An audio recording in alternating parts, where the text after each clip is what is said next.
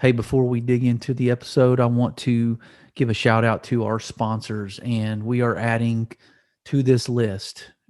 People have been gracious to get behind Last in Line leadership and have donated things and resources and just been supportive. And I want to shout out to uh, Summer Moon Coffee here in Conroe, Texas, and want to thank them for their support. Their great products, their friendly service. If you live in this North Houston area suburb, please stop by and visit Angie over at Summer Moon Coffee in Conroe. I've also got Randy LaVere up in Indiana, who has been so gracious to support our cause here at Last in Line. He is the owner and operator of Armored Nation Coffee. Great products. Coffee is outstanding. I'm drinking it right now. So thank you to Randy and his team. Also, just added a sponsor, a young man who has created a clothing line of apparel called Do Work That Matters. And he is just reaching out into the community and serving and really donating his time and efforts and resources and supporting our first responders, people in the law enforcement community, just fire department community, different acts of service, different areas of service in our community. And he is actually, a young man in his teens who is actually taking a step of leadership and going out and doing something impactful. And so I appreciate him sending us a few things. Do Work That Matters is our newest sponsor. Hey, welcome to another episode of the series here in January called Lead Through Your Bleed. Today, I've got a great guest. I've got a guy that knows a little something about fatherhood, being a husband, family man. In fact, he is the creator of the Dad Edge Project and the Dad Edge Podcast. His name's Larry Hagner, and he is one of the top dad podcasts on iTunes and has received over 5 million downloads. He's the author of 2 best-selling books. He has created a tagline of Live Legendary on his website. You'll see plenty of merch, plenty of gear, plenty of classes, plenty of training. It's a really dynamic website, perfect for the dad, the husband that wants to be better, that wants to join another, a group of guys that are trying to train themselves and equip themselves to just live legendary in their homes. And so Larry grew up, with a single mom, had just never had that consistency and stability of a father figure growing up, but he has totally flipped the script on that and has become the dad and the husband that he always wanted to be. And I'm sure he would tell you he is work in progress, as we all are, but he is doing it the right way. He's making a huge impact. He is got a huge platform. His podcast has interviewed just some really legendary people and elite individuals across the world, leaders, business owners, athletes, just extraordinary people. And he is making a difference. Larry lives in St. Louis, Missouri. He's a husband. He's a father of 4. And so help me welcome Larry Hagner to Last in Line Podcast. Larry Hagner, welcome to Last in Line Podcast, man. How are you? I'm doing good, man. How are you doing, John? Good to see you, bud. Good, man. I know you do this occasionally, but most of the time you're on my side of the desk, on my side of the microphone, but sometimes you get on some podcasts and get to kind of wear a different hat. So, man, I appreciate you agreeing to do this. We haven't really known each other that long. We kind of reached out over social media and have some mutual acquaintances along the way in the podcast space. And so it's an honor for me to be with somebody who, what I consider a pioneer in the podcasting space. And, you're coming up on your 7th year of doing it, something like that, maybe even coming up on the 8th year. I don't know, but man, talk about that experience and just kind of what the Dad Edge, Dad Edge is your podcast. Talk about what that movement's been like along the way. Yeah, man. So, well, thank you very much, man. Pioneer. I don't know if I ever thought I'd be even in that category, right? But yeah, I guess as you say it, man, 7 years, and we'll definitely hit well over 1,000 episodes this year. And yeah, I started in 2015 with what was originally called the Good Dad Project podcast, now the Dad Edge. And I joke about this all the time. I was like, I had 10 outlines for shows, and after that, I was on God's good humor, and Yeah. I didn't know where it was going to lead, man. Not a clue. And to be honest, at the time, it really didn't matter because all I really wanted at the time, and to be real honest, what I still really love about the podcast is being able to have high level conversations with amazing people that are a leader or operating in an elite level at that particular space or whatever it is that they do, and then being able to have that person basically put on their lens of fatherhood and being a husband, being a man, and give advice through their own life experiences and what they've been through and how they operate, and then how they operate in those realms using those things. So like you and I have talked about like Jocko Willink, right? Everybody knows Yeah. who Jocko is.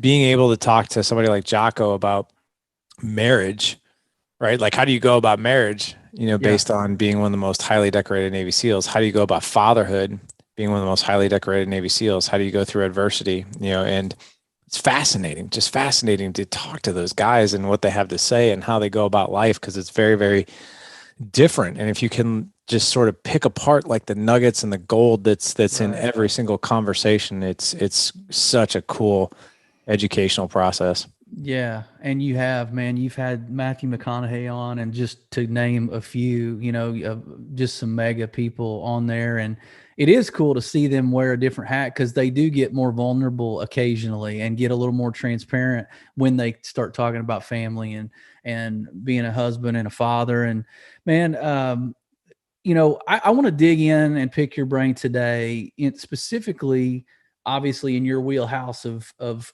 marriage and dad and fatherhood. But this series we're doing is called "Lead Through Your Bleed," and I believe the current state that we're in as in America, put aside all the political and racial division, that kind of thing, I feel like we've got some room for growth in the four walls of our homes as fathers, as dads, as husbands, in the family unit, keeping it intact. And I think you read some stats on one of your episodes recently regarding divorce rates and that kind of thing. And it's a real thing. And absent fathers, I read a little bit about your story in the intro. You grew up with a single mom and really had your grandfather as kind of the only, I don't know, mentor, father figure in your life.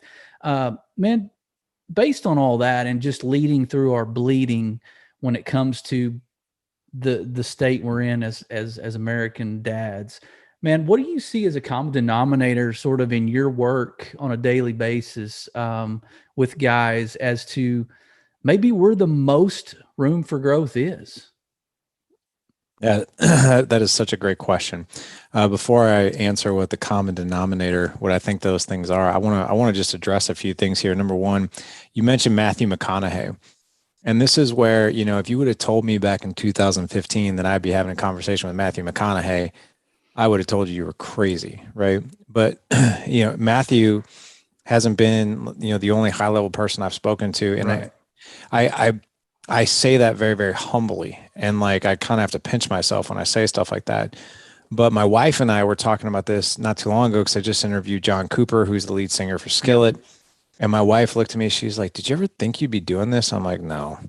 And she's like, "Do you even get nervous talking to these people anymore?" And I'm like, "Actually, no, I don't. Like, I really wasn't even nervous to talk to Matthew, like a little Yeah. bit. Like when I was sitting there waiting for him to pop on the Zoom screen, he was 15 minutes late. So I'm like, well, shit, is he going to show up? But I don't get nervous anymore because what I've realized about men and what I've realized about married men with kids, fathers, right, is that one of the most humbling things, it doesn't matter what level you're operating on. It doesn't matter if you are one of the highest paid celebrities like Matthew, one of the most highly decorated guys like Jocko, if you're in the UFC Hall of Fame like Frankie Edgar, that doesn't matter because when it comes to the relationships and our under our own roof, like, dude, these guys, like, they have gotten so humble and so authentic on the podcast sharing those things that I truly believe I'm like, well, I'm just really talking to another man who's trying to figure this out just like I am. So like, Sure. for instance, I'll give you a quick example. When I was talking to Matthew, I was like, hey man, like give me an example of how you and Camilla always keep your marriage fresh. Like, how do you pursue your wife? How do you keep your marriage on point, man? Now he's Matthew, right? Every female in the world is probably hanging on every word he's going to say. And no matter what he says, people will believe him. So he could have said something very easily, but he took a deep breath and he's like, you want to know the truth? He's like, I actually suck at that right now. And I was like, what? I was like, really? He's like, what do you mean? He's like, I'm really in this season right now where I'm super busy and she's busy. And I didn't even realize actually that it's been a while since I've connected with my wife in that way, like pursuing her, dating her, like courting her, until you ask that question. And I was like, wow. Right. So he could have said anything. The whole audience would have believed him. But I was like, see, that's what I'm talking about, man. Like every single guy, it doesn't matter who you are, like marriage, fatherhood, those things, we are literally just trying to figure, we could be like the master in our craft, like he is with acting and that kind of thing. But in these areas, we have so much in common and so much alignment that we're just dudes, really. Yeah. You know? Yeah. And yeah, it's good. I just wanted to mention that too, because I think, because we all, to his point, we all kind of let life it flies by us, and certain moments blow by us because we're all going in different directions. And to him, he didn't even realize it. So I bet that's pretty common too, kind of, I guess, getting to that question, like what is common? I bet we all just kind of get up, and look up at the end of our day and we're like, what happened? Where'd it go? And where's my wife? That kind of thing. Yeah, exactly, man. Where'd it go? And then that, so, the common denominator, because that was your question. Yeah. So listen, here's the common denominator that I've seen time and time again. And I've been on like a 7-year, even 7+ year, because I started the blog in 2013. I've been on this quest of like, hey, what are those common denominators, right? Mm-hmm. What is missing for us as men, husbands, and fathers? And then what can we replicate that we already do well in other areas of our life, that if we just had that same perception when it came to marriage and fatherhood and all that stuff, like what would be, as you said, I even wrote down the common denominator. So here's an interesting fact, right? And I've quoted this on my podcast, is that when a man graduates high school, goes to a trade school, goes to college, whatever he's going to do, then he goes into the working world, finds his bride to be, gets married, has a kid. There's a couple things that sort of transpire in that whole thing. Number one, most of the time that man kind of loses his tribe once he exited, college, and he's in the working world, and then he's got a kid and he's married. He spends the majority of his time in two worlds: home or work. That's it. Anything outside of those two worlds, there's a level of guilt that's associated with, like, well, I shouldn't really do my hobbies anymore because that's selfish. I shouldn't really hang out with my guys anymore, my dudes, because, well, that's really selfish, right?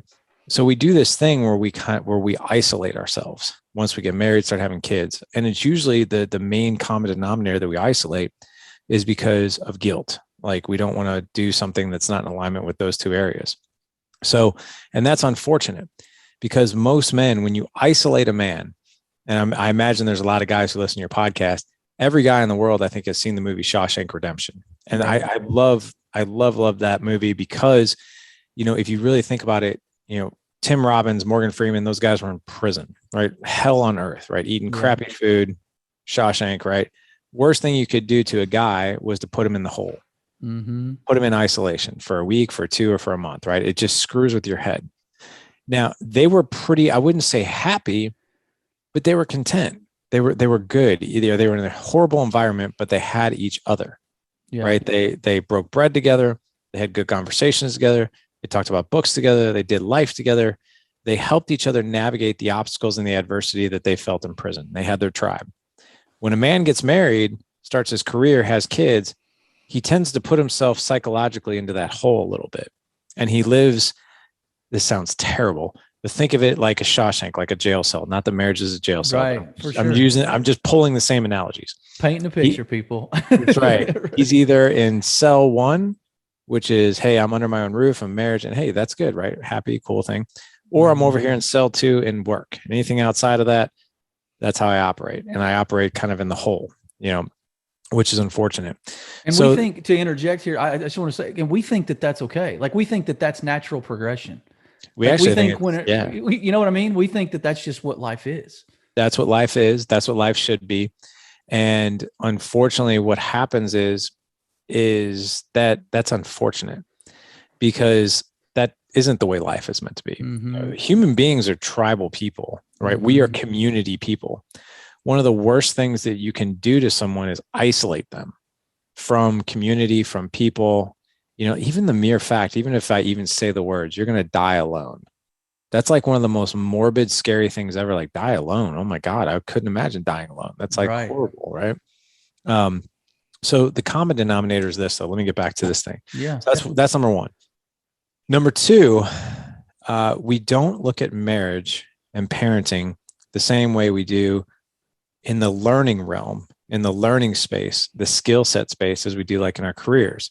So like, if you're going to be an electrician, you don't just wake up one day and say, I'm going to go be an electrician. I've never had any training, but I'm going to go grab all my tools and I'm going to get business cards printed up. And how hard could it be, right? Yeah, it's just wires. Yeah, turn off the circuits and change wires and hang this, do this, wire that. Yeah. And then we wouldn't even fathom that, right? However, that's what we do in our marriages. It's like, well, I love her. Walk down the aisle. I say I do. It'll work out. Best time of our whole lives. We'll figure it out. By default, I'm a good husband. Yep. Yeah. By default, because I love her, this is going to work out, which is not the case. That you need love, right? You got to have that passion. You got to have that desire for intimacy and connection. But we don't know the skills. It's a lot like going to be like, hey, I'm an electrician, but I don't know what the hell I'm doing. But I like it. I like electricity. I like wiring and I like the labor, but I don't know what I'm doing. That's a lot like what marriage feels like. Not to mention the fact, think about it like this. Let's just say you shadowed an electrician for a year. And let's just say that electrician was terrible, right? Like, he didn't know what the hell he was doing either. Unfortunately, a lot of guys come from that background where they watched their parents just muddy their way through it and barely making it through marriage, or they come from a broken home and that is their example. So now you're taking a bad example and trying to replicate. And it's like, no wonder men are so frustrated. And then we do the same thing when it comes to parenting. Patience is another one too, like for men, right? Patience is basically the same thing as emotional resiliency. It's just packaged up a little bit differently. When we start having kids, we don't take parenting classes. Some of us do. Barely any of us will pick up a book. And we certainly don't want to go talk to a counselor because, oh man, if I have to go see a counselor about this, then I'm really troubled. I'm weak. I'm troubled. I got issues. Right. And I don't want to hire a coach because that's taking money off of my kid's food table. So you have this man who's like, this is what we're saying internally. I really want to do this well, both marriage, parenting. It's really, really important to me. I want to do it so well, like it actually physically freaking hurts me. Like that's how well I want to do this. But I don't know exactly how to do it. And it drives me crazy to have to constantly guess over and over and over again. And I don't want to ask anybody for help because if I do that, people are then going to view me as weak or I'll view myself as weak. So I'll just keep doing the same things. Yeah. And we're surprised that the skill set required to have those relationships in college with our guys, the tribe, don't translate to marriage often. We're shocked by that. We think it's just going to be, oh, well, I had a lot of friends, right? I was a ladies' man. I was in the whatever, had a lot of buddies. So I'm just good at people. I'm just good at communication. I'm just good at relationships automatically, right? We don't get that there's a difference. You're good at having fun with people is what you are. And college, they happen to be there. Yeah. They're just happen to be in the middle of your fun. Right. Which is good. I mean, that's what college is meant to be, but that's not the skills you need to navigate the rest of your life, especially family. Yeah. Well, okay. So let me ask you this, because I started this by making an assumption based on some real data, but I don't want to put words in your mouth. So when I say I feel like we're in the space aggregately of fatherhood in America, I think we're bleeding. Would you agree with that first and foremost? Yeah. Okay. So you agree with that. Tell us what's got to happen and I don't want to put the cart before the horse because we're going to talk a lot about a lot of things, but what's got to happen to make that to control that and to get that back in right standing? So I think, first of all, what I like to call the surrender has to happen. In other words, men don't like to, like I said, ask for help, and we feel too proud to want to go learn, right? Here's the crazy thing. We'll go learn, like we'll raise our hand to go sign up at Home Depot or Lowe's on a Saturday to learn how to do a backsplash like all day long. Like, give me that. Sure. Yeah. Come on, let's do that. Yeah. But we won't go to a conference to go learn how to be a better parent. We won't go to a couples therapy to go learn how do we navigate, marriage from here? How do I communicate with her? How does she communicate with me? How do we share what we need, want, and desire? How do we elevate intimacy? Like, what does that actually even freaking look like? Right. So I like to call it the surrender. And I got to tell you, I had to surrender back in 2011, and it wasn't pretty, man. It was not pretty at all. In other words, my surrender came out of a really dark moment where my 4-year-old, he's 14 now, but he was 4 at the time. He stepped out of line. I spanked him. He hit the ground. And I swore to myself, I was like, man, I'm not going to lay my hands on my kids ever. Right. That was because I was raised with a very heavy hand. So for me to do that was really tough. And that was a big moment where I was just like, I've had enough. At that point in time, I had been married for 9 years. 8 years. I had a 6-year-old and a 4-year-old, and I was floundering. Things weren't bad, right? Things weren't terrible, but they sure as hell weren't good. Sometimes that can be even worse when they're just kind of okay, right? Right. Yeah. Yeah. And so go ahead, continue. I just wanted to say that could be a trap whenever we think things aren't a grease fire. We just get lulled into sleep, into thinking that we're doing things right whenever they're not great. Right. Right. Yeah. And that's the thing. You've got to, like, I remember that moment and I was like, I've had enough. I mean, that's enough. Like, and I started really thinking, and I was like, I'm really good at my job. Like, I was doing medical device sales. Like, I was crushing quota every year. Like, I was good with customers, and I was good with sales, and I was good with solving problems and leadership and all these things. At the time, I was doing martial arts. I was really good at that. And I was like, what is the common denominator with just those two things alone? It's like, oh, wait a second. I show up to class every week with martial arts, and I learn something new every week, right? And I practice those skills over and over and over again. And when it comes to sales skills, man, I'm always taking classes. I'm always going to the next conference. Like, I'm always trying to sharpen that skill set of how do I interact with people, solve their problems, overcome objections, over those things. And I was like, well, what work have I done like that in marriage and parenting? Well, none. Well, shit, no wonder I'm floundering. So it's like, okay, I'm going to learn something new every day. And that was the surrender. I was like, I'm going to learn something new every day. I started a Facebook page because of it called The Good Dad Project at the time. Never did it for a following. I was like, I'm just going to post everything that I'm learning just right here. So I just have like a record of it. Right. And then that's where all that traction started. That's where like the traction for the following. And then that's what I was like, man, maybe I have something here. I don't know. And I started the blog and the podcast, and all these things happened, but it was because of that surrender. That's good. Yeah. Well, you had to basically humble yourself enough to understand that there was significant learning curve that needed to be addressed the same way that we address other areas of our life that we're first in line to go to the gun range and learn how to shoot the latest long gun or AR. But yeah, so that's good, because that's a word that men struggle to snuggle up to, I would say, is surrender or humility. So that's got to be the first step, to your point. And man, so your experience personally, as you're coming up, man, how'd you figure it out? Like, you didn't have from what I understand, you didn't have like the epitome of fatherhood as a mentor, or, had a good grandfather that you spent a lot of time with, but did you have one of those that you could look from afar and go, okay, that's the dad I want to be like? Or were you starting from scratch when you had kids and you had to learn as you go? And then obviously you got to this point and you learned, but do you have it all figured out? No, not even close. I knew you were going to say that. Not even close. In fact, now I'm in the teenage years with my oldest two. Yeah. And now I'm learning all kinds of new things. Right.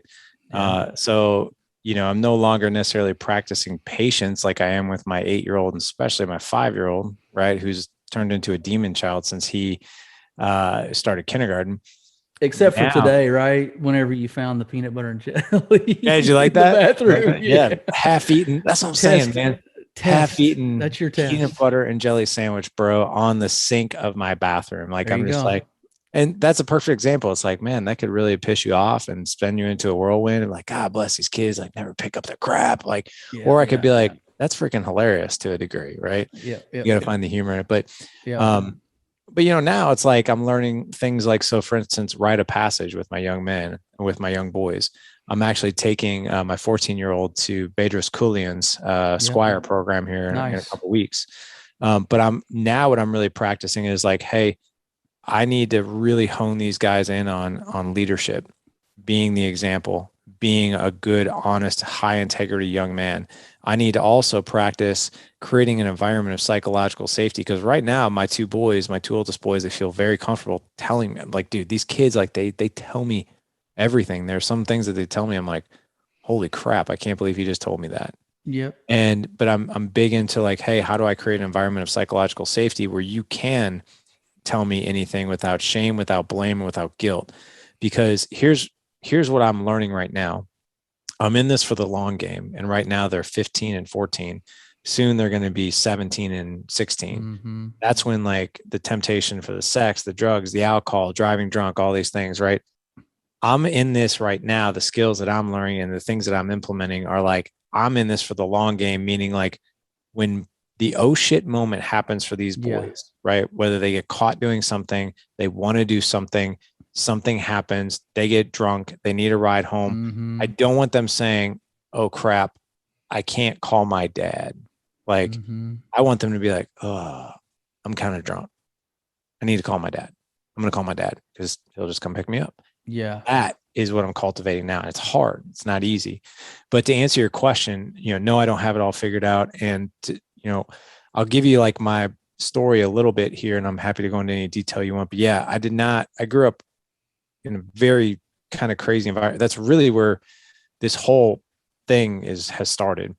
So my mom and biological father were married in 1971. They had me 4 years later, 75. They got divorced when I was about 9 months. My dad, and it was a really bad divorce. I never saw him, no recollection whatsoever.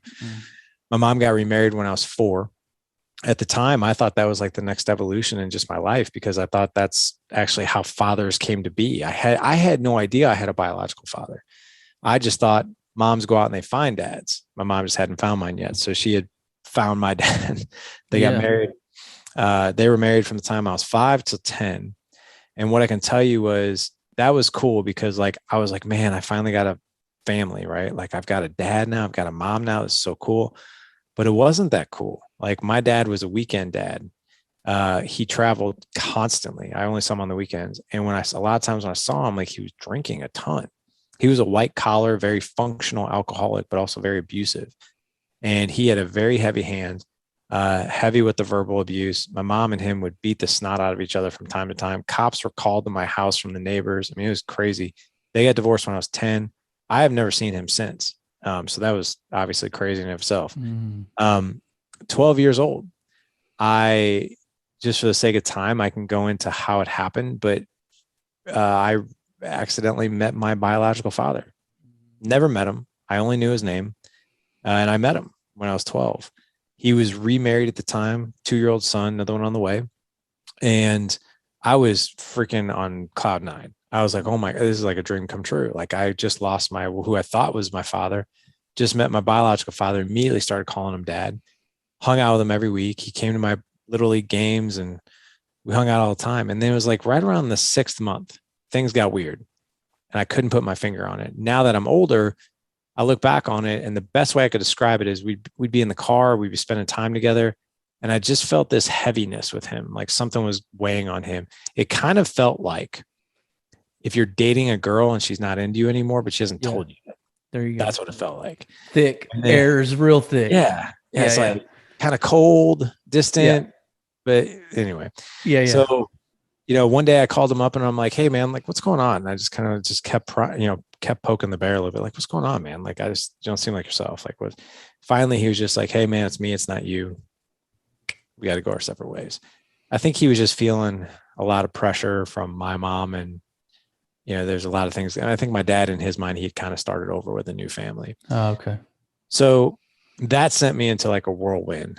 Like I overate, got really heavy, failed the 8th grade, had to do 8th grade twice, went on to high school, went on to college, graduated, got into medical device sales, married my college sweetheart. But here's where the kind of story culminates.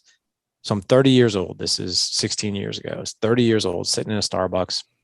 I was with my team working in medical device at the time. We had a weekly meeting every Monday at this Starbucks. Oh yeah. In this meeting, I know the drill. Yeah. I do it. Yeah. Yeah. Go ahead. But yeah, I look up, this guy who just walked in kind of just caught my eye. I look over again. I'm like, holy crap. I know who that guy is. That was my father, my biological father. I hadn't seen him since I was 12. It's been 18 years. Wow. And I was like, wow. And then one of the girls that I was with, who worked with me, she like looked at me. She's like, are you still a ghost? Yeah. You look a little pale, buddy. Yeah. You look a little weird. Like what? And I just told her, I was like, you see that guy over there? I was like, that's my father. And she's like, what? So I was like, yeah, it's my father. And she's like, what are you going to say to him? I'm like, nothing. I was like, last time I saw him, I was 12. I was like, kind of just told me he was off on his own, like whatever. Well, without one other word, she just got up and went over to him. Like, I didn't even know what she was doing. Like, she didn't say anything. She just like got up and went over there. And I was like, oh my God, like, what is she doing? So anyway, he gets up, comes over, we shake hands. That moment ended up turning into now what's a 16-year relationship. So I have a relationship now. He's still married to the same woman. I have 2 younger half brothers. I'm actually in my youngest brother's wedding this year. Great relationships all around. But answering your question, I saw my mom was married 3 times, dated guys in between, but they were all the same type of dude. Heavy partier, heavy drinker. I can't confirm nor deny that there were drugs in there, but I'm pretty sure that there were. And it was mad chaos. There was one man though, and that was my grandfather, my mom's dad. Lived a mile from us. I think he kind of got a really good sense of what was going on. So he always like offered to pick me up after school. Hey, you can spend the night on the weekends over here. Yeah. I'll take you to church. And the cool thing about spending so much time with my grandfather is that he was a very manly man. He was a truck driver for 7-Up, but that guy could do anything with his hands, but he was so affectionate. And he would hug me, he would kiss me, he would tell me he loved me. And he did the same with my grandmother, with his wife. Yeah. Very, very publicly loved my grandmother, like told her she was beautiful all the time, loved her, kissed her, hugged her. It was just like, oh my God. And the cool thing about that, and I'll finish up here, is that there was a feeling that I got being around them that I didn't have at home. Mm-hmm. And the feeling was, I didn't know it then, but I know it now, but it was a feeling of safety. I was like, wow, like they love each other. Like that is so freaking cool. Right. And at times you're like, God, I feel like a third wheel here, but it was cool to watch. And it was cool to watch because not only did I get to learn, like how do you love your woman, right, publicly in front of your kids, but also that a manly, masculine man can be an affectionate man. Right. And that was a beautiful, beautiful example to grow up with from somewhat of a distance. I mean, I wasn't around him 24/7, but I was around him enough. Yeah. And I mean, at least you had, I always say we can learn a lot more from our pain sometimes than we do our comfort. And from what I can tell is you saw a lot of ways not to do it, not to be a husband, not to be a father. You saw a lot of what bad looked like, which can shape you in a good direction if you're mature enough to kind of make decisions, right, to go the other direction. But you were at a pretty, you were at an age that was impressionable along the way. And like you said, you had some struggles in junior high. So, I mean, it's nice to hear that you at least got to see what good looked like from a rugged, tough guy, like you said. And man, I always say, and I'm sure you've said this 1,000 times, but the greatest gift, and it's not mine, I don't know where I heard it, but the greatest gift I can give my kids is to show them how much I love their mother. Yeah. Right. And I always tell them, I've told them their whole lives, like, you don't come above her. Like, I think it's important that, because dads can get into a compartment of, oh, I'm a really good dad because I can go out and play ball and but I kind of suck as a husband, but I'm a great dad. Well, you're not showing that example of, your kids need to know that your wife comes first. And I think we miss that sometimes. And I don't know if that's anything you've ever talked about on your Facebook group, or guys, your Q&A that you do on a weekly basis. Like, are there dads out there that are good dads, but kind of suck as a husband? And in your opinion, like, why is that? It's a beautiful question, and that's a big question. And so here's the cool thing. Here's the interesting thing. Moms are just as guilty as this as men. Yeah. So women are the same. So here's what I always tell, what I always tell people, and all the experts who have come on the podcast, especially the marriage experts, I learned this from them. They freaking get on a bullhorn and say this, right? Your spouse comes first. Your spouse comes before your kids. Now, that's not to say that you love your wife so much and you ignore your kids, sure. Right? I'm talking it's a 1 and 1A, right? Right. Or if somebody hits their head on the ground and they're bleeding out, be like, hey, I need to go hang out with your mom. Obviously they're a thing. Like, so I'm talking like, if your wife is like your 100%, like she comes first, your kids are like 99.99999%, right? They're right there, but your wife is the priority. Like, I always tell my kids this, and I've been telling them this for years. I'm like, your mom comes first. I was like, that's not to say, and I always tell them, that's not to say that what you have going on isn't important. It's always important. However, there are a lot of times where I need to put me and your mom's relationship first, because the house that we live in couldn't stand strong without a strong foundation. And me and your mom are the foundation of this family. So I always tell my boys, I was like, because like they're at this age now too. My wife and I go out on a lot of date nights. Mm-hmm. Like, hey, we want to go. Like, I'm like, no, me and mom need our time. They're like, why do you need our time? And I always tell them, I'm like, because it's actually really important to you, whether you know it or not, that we continue to like each other. That's why. There you go. Yeah, you stand to gain a lot from this date night. Yeah, exactly. Like, and so here's where I think what happens. So we get in this mode. I definitely think like in the baby stages, the marriage can take a little bit of a backseat, right? Because that kid like depends on you to survive. It's the survival mode amongst parents too. It's like, okay, we got to go to zone defense here. And I mean, like, if my wife and I want to be intimate, we freaking lock the door, right? And if the kids are just knocking on the door because they need something that isn't like whatever, they're just like, like I just want to hang out, or can I come and watch TV? Like, no, you cannot. But like, you have a baby and you get intimate, and then the baby starts crying. The intimacy goes out the window. Time out. You got to go tend to the kid. But here's what I think happens. We get in that mode where the babies are little, right? We get in that mode where it's all about them, and it should be at that point. But I also think you need to leave room for each other as well. It's really important. I always tell guys, I'm like, even if it's the first 3 months of you having a kid, go take her out on a date. If you're not taking her out on a date in the first 3 months, that's a problem. Yeah. But here's where I think people get hung up, men and women.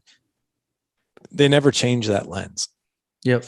And what happens is I think, unfortunately, and this sounds kind of crazy and weird, but sometimes our needs are not getting met in the marriage, right? So like we're not getting the intimacy that we want, or the connection that we want with our wife. So instead of feeling like we're alone, like a guy will be like, well, I guess I'll go play video games with my kid. Like, or I guess I'll go throw the football with my kid more, right? Mm-hmm. And just sort of leave the wife alone. Or the wife like will do the same with her daughter, or even the sons. It's not gender associated, but they'll go and be like, well, I'm just going to go get more involved in this kid's life. Right. And because I feel this resentment, disconnection in my marriage. Yeah. And what I can tell you is that if you want to have a successful family, you got to put your spouse first.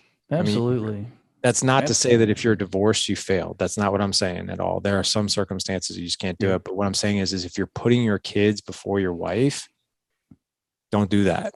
Like, don't do that unless it's dire, right? Yeah. And I think too, another thing that factors into that, where we kind of pour into our kids and overlook the spouse situation, is sometimes if we're looking for that respect or affirmation, or just kind of that, admiration of, if you will, like we want to be felt like we're needed, right? And so if we're not getting that, then we know our kids need us, so we go pour into that, and we're, those kids look up at us like we're their hero, like we can do no wrong, right? We can conquer anything. If we don't get that from our spouse, then I think that can maybe we navigate more and gravitate more in the direction where we need that. I guess it all depends on what our needs are. The love languages, I think you mentioned yesterday when we were talking, the Gary Chapman love languages.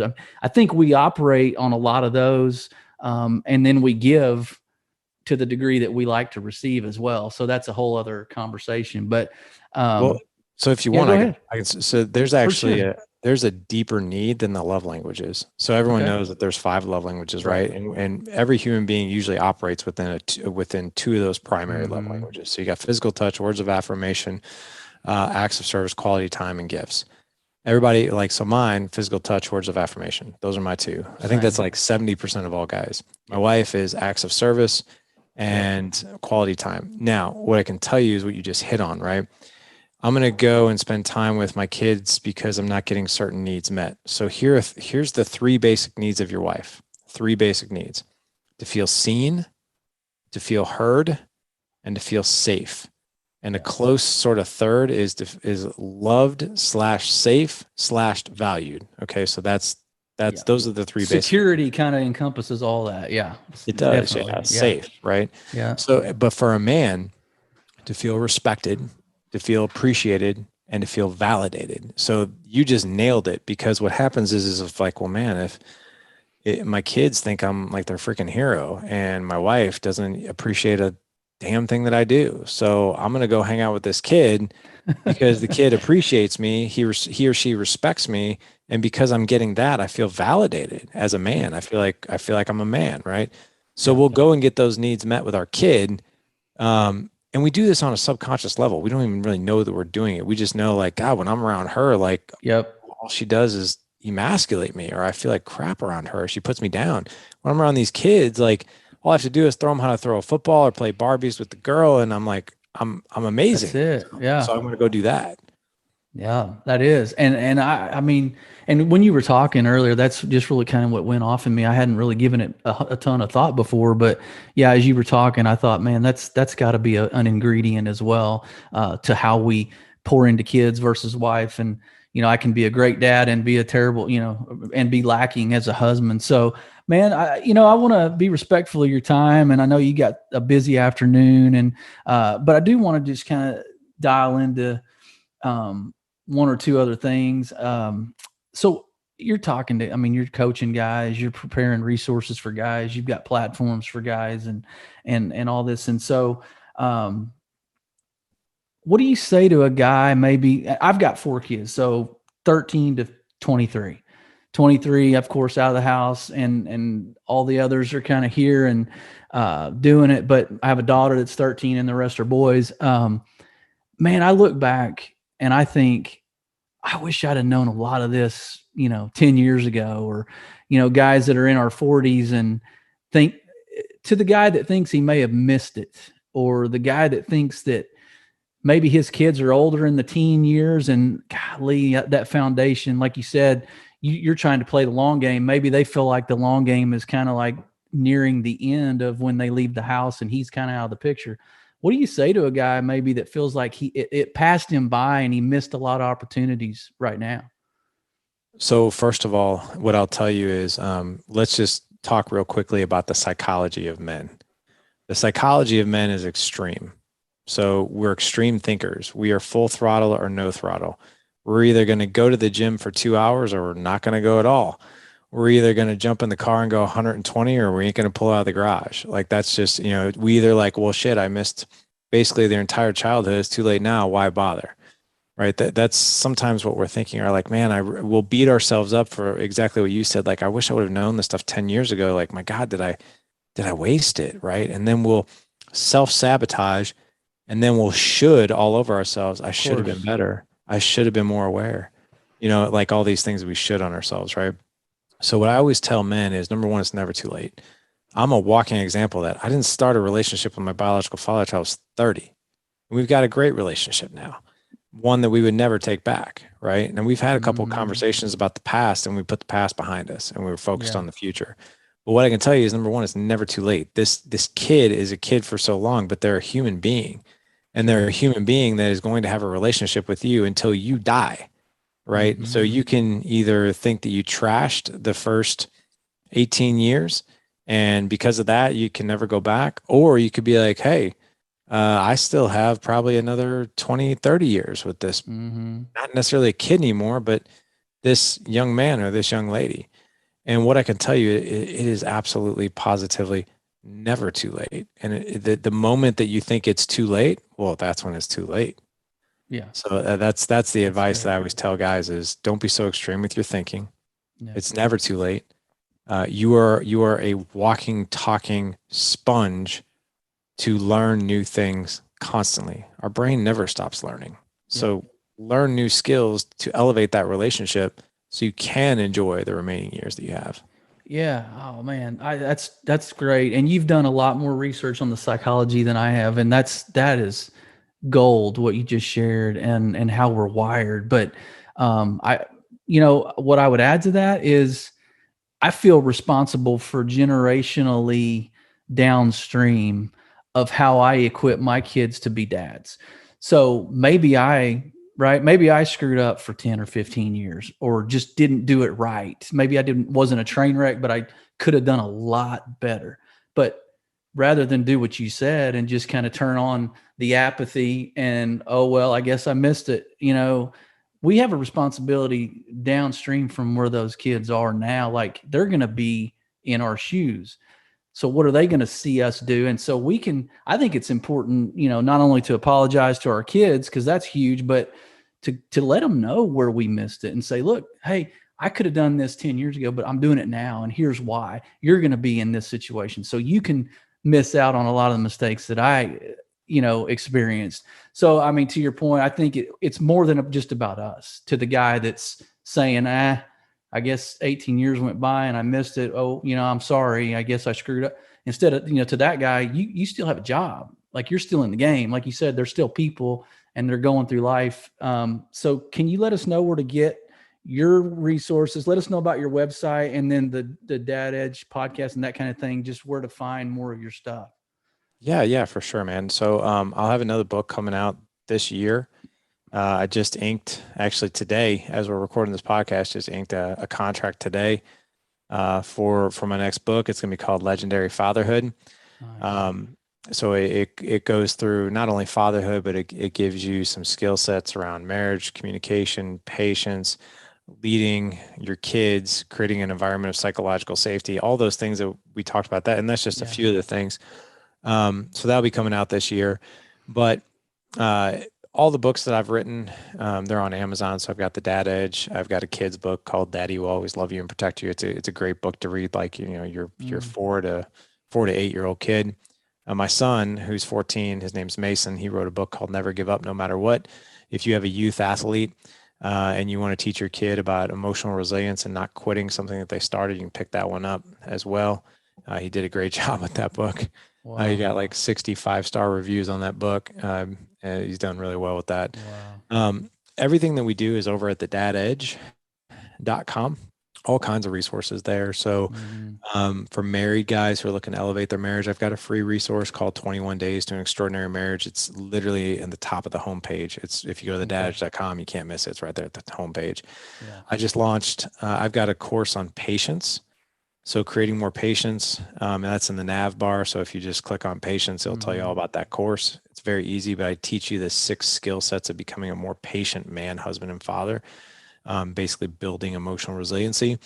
I just launched a course as well called Creating an Extraordinary Marriage Through Elevated Communication and Connection with Intimacy. That one literally just came out last week. But if you're interested in, like, so for instance, Dad Edge Alliance, that's our mastermind community. That's our flagship community where we help men, real time on the daily of how to elevate those elements in their life, marriage, parenting, their mindset, leadership, their health, their finances, everything. So we're doing that there, but you can find all that at thedadedge.com. Yeah. That's good. It's a lot of stuff. It's a lot of work, man, that you've done. And I like that you're pretty transparent about, you started this whole journey with trying to learn yourself and trying to capitalize on some areas you made mistakes in so that you could journal that and kind of create resources for other people to not have to maybe go through that. I think that's awesome. But no, man, it's been a privilege, dude. Who would have thought? I mean, I found your podcast and looked you up and contacted you, and man, you've got some really good podcast episodes out there. I mean, just some crazy good stuff and stuff that I've learned about differently in 27 years of marriage. Like I am still learning, to your point earlier, and I appreciate you laying those resources out for us. So if I could give you just one more nugget here. Yeah, please. Man, if you don't listen to the podcast, I'm very transparent with everything I do wrong. I am not the guru. I've learned it's kind of like the farmer's commercial. I've learned a thing or two. So things in my life operate pretty darn well, but I am not immune to screwing up every day. Like there's something I do wrong every day. But the cool thing about doing the podcast and even the book, like Legendary Fatherhood, writing that book, I was like, I put in a lot of things in there where I've screwed up, so people can learn. Basically getting things that all men screw up on, including me, out in the open makes it less taboo and less shameful. So like, hey man, like get it out here. Like here's a perfect example. The week that I launched the course, Creating More Patience, I was blown up on my kids every night. I'm like, what is going on here? I just launched a course on how to be more patient and I'm yelling at my kids every night. Right. So, but I think that's what makes the community, the podcast, even the resources, right? They make them so relatable, and guys really like it because it's not like someone preaching from a pulpit. It's like, dude, I see you. I know you. I just made that same mistake last night for the 15th time, but here's how I know how to be more aware of that mistake and how to pivot faster, not self-sabotage myself, realize that I'm human and keep moving forward and not make that mistake nearly as often. Right. Yep. So that's one thing that you can expect if you want to dive into the brand and see what we do. Expect that kind of atmosphere, not perfection, not polished and not perfect. For sure. Yeah. No, I think I don't, even if you thought you were, I don't know that anybody would believe it because we all know how hard marriage is and fatherhood is. So I appreciate you being forthcoming with that transparency. That's pretty good. No, I can attest the resources are legit. The resources are very important, impactful and helpful. So audience, I mean, this has been gold. This has been an honor for me. On behalf of the audience, thank you, Larry, for coming on. He's been Larry Hagner. We've been Last in Line. Be blessed.